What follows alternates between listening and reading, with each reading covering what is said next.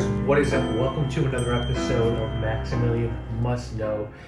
Today we're taking a look at a scent safari episode actually from the house of Sarah Baker Perfumes. This is a house that I wanted to do a scent safari video on for a really long time. I've heard really great things about this house. I knew Sarah McCartney was working with them. Renee Zayas, who's a good friend of mine, really hyped them out and hyped this house out. And so when I reached out, I was sort of expecting, I don't know what, maybe not hearing back, maybe whatever. But Sarah got back to me and she knew who I was through my work with Sarah McCartney. And she was just super happy to send me a sample set out. And I sort of judge houses by how they respond to me. Even if you tell me, hey man, we don't send samples out or whatever, we don't want to work with you, but thank you, that's one thing. But just being rude or not responding, whole other issue, obviously. So Sarah was really sweet, and I really appreciate that. And I'd heard nothing but good things about her and her house. This is a London-based. Sarah Baker is a London-based artist. She does performance art, photography, moving image collage, sculpture, and scent. And as far as her fragrance line, she works with perfumers to create gender-optional fragrances. She first began developing perfumes with the Institute for Art and Olfaction in 2014. In 2016, she debuted her two first fragrances at the Hammer Museum, Leopard and Greek Keys, which were both done by Ashley Eden Heusler. There's a few collections. She has a Sarah Baker collection, which has 8 fragrances in sculptural bottle design by Sarah Baker, joyful logo signature cap referencing the color of the Golden Gate Bridge. Those are inspired by San Francisco, where Sarah was born. And each fragrance has a singular character of its own, whether inspired by the glamour of Audrey Hepburn and Cary Grant, or the seminal work of French surrealist filmmaker Germaine Dulac, or the writing of Bret Easton Ellis, who you guys know is like a favorite of mine, and Cholerdos de Laclos. The Sarah Baker Motif Collection is a capsule collection of the first 4 fragrances released by their house in their original packing, and they each take an iconic luxury fabric or pattern as their starting point: leopard, Greek keys, lace, and tartan. They're presented in designs that take their inspiration from these iconic luxury fashion materials. And then there's an artist edition, which are special hand-numbered limited editions where each bottle is a work of art. These editions reflect Sarah's artistic practice, featuring handcrafted designs for the fragrance that inspired them. Now, there's a few different sample packs you can get from the website. This one, which has all of them, I think is 50 pounds, which breaks down to about 6 pounds per scent, a little bit more. And there are other sample packs as well, and I'll link to the site in the description. All of these are available at Twisted Lily in Brooklyn. So I'm going to go through the 4, which to me were the most interesting. I think there were 8 in the sample packs, but let's get into the 4 that I thought would be the most interesting to you guys. Okay, so the first one we're going to get into is Jungle Jezebel. $195 for the limited edition bottle, or $165 for the regular bottle. Perfume extrait. This was done by Miguel Matos, and it's got banana, bubblegum, grapes, peach, sweet orange, rose, tuberose, ylang-ylang, amber, sandalwood, civet, vetiver, vanilla, and tonka. This is the one to me that everyone is raving about, and that for me at least put this house on the map. And man, this is something. This is something. You start off with this sweet bubblegummy like fruit salad, like it smells like a fruit salad mixed with bubblegum. And then there's this dirty, skanky, animalic thing happening under it. It's civet, and civet is big time in this one. I have civet paste, I have synthetic civet, I get civet, and I smell civet. Like my nose just goes right to the civet in this one, and it's such a juxtaposition. These sweet notes with the civet, they cancel each other out in a way, and you sort of have this like neutral fragrance, and you start to sort of smell the other things in here, the florals a little bit, the woods, the vanilla. I think it's a little bit too feminine for me personally, but if I was a chick, if I was a woman, I'd fuck with this hard. This would be like signature scent worthy. A lot of my female friends bought Maxed Out, wear Maxed Out. I have one that loves it. She got her bottle stolen, unfortunately. That's how people like Maxed Out.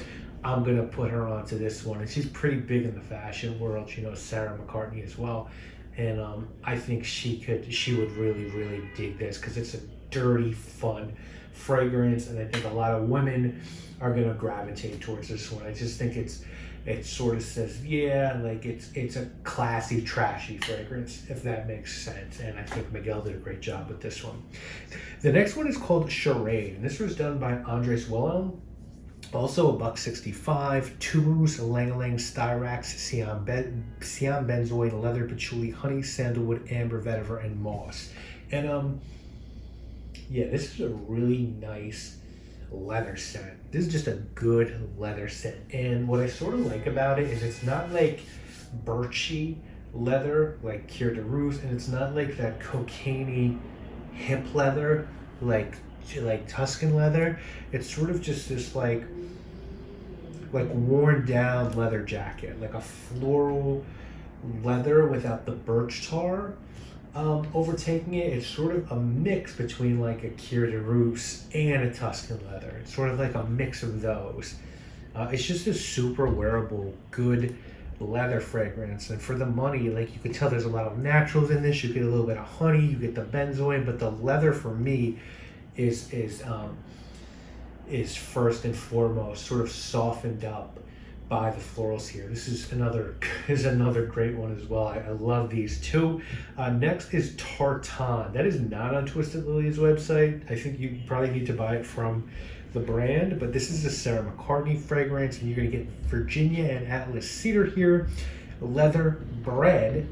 Sarah does bread. She did another fragrance. I forget the name of it now. Maybe it's pears and apples, but I think that has a bread note as well.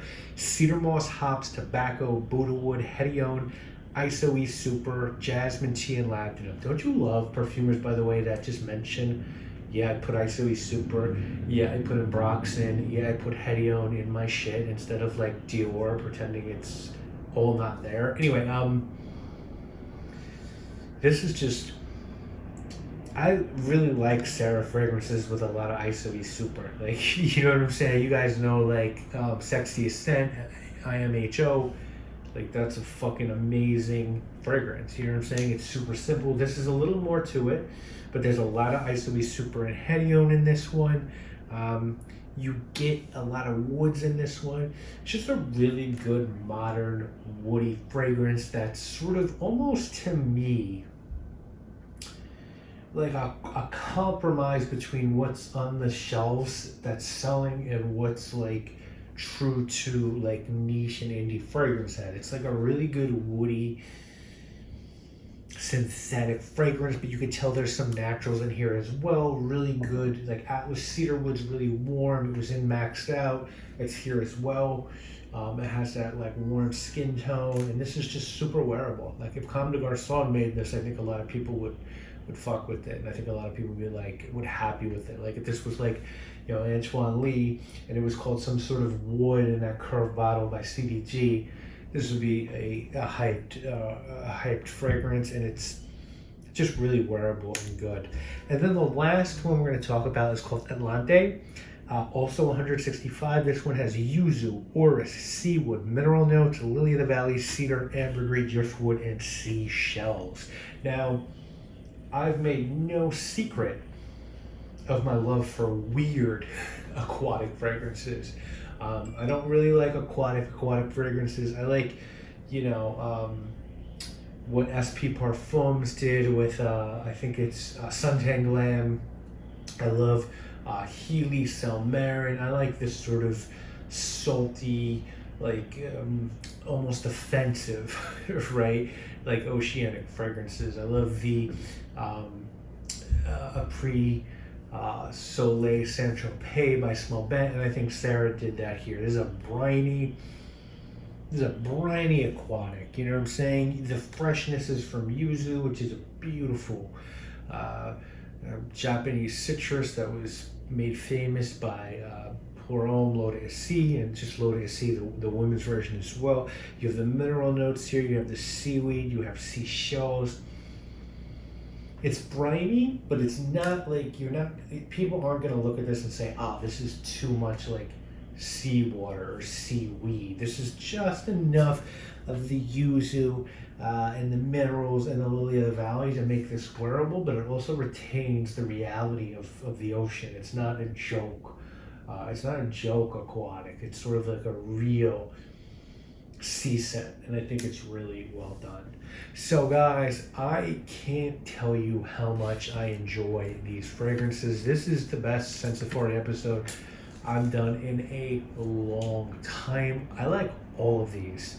I think bottle worthy for different people in different ways. For me, man, I really like Jungle Jezebel. I just don't think I could wear it, but I think about it. Charade, whoa. Beautiful leather tartan, just a super wearable, woody, modern fragrance. I mean, and then there's like lace I didn't talk about, which is this really nice coconut, dirty coconut scent with a big dose of ambroxan. Rules of Attraction is this vintage aldehydic floral. Greek Keys is sort of this ozonic citrus fragrance. These are just really good. This is one of the best brands I've tried in a long time, and I think she's gonna kill it. This is zoologist level for me, and zoologist is probably my favorite indie brand. I'm going to do a video on my top 5, but Sarah's probably going to be in there with this one, so I can't recommend this brand highly enough. If you haven't checked it out, what are you doing? Go check it out. I'm going to drop a link in the description, and please check this out and support this type of perfumery. It's not this super bizarre, synthetic, cutting edge nonsense, and it's also not this natural cry for the environment. It's a convergence of that, and it makes sense, and all the fragrances make sense, and there's a theme here, and it's executed. So, and it's also not unbelievably ridiculously expensive. You will not have to sell a kidney to buy these fragrances. I'm going to link in the description. Let me know what you think if you've tried these. Sarah, thank you so much for letting me check these out. I'll see you guys again.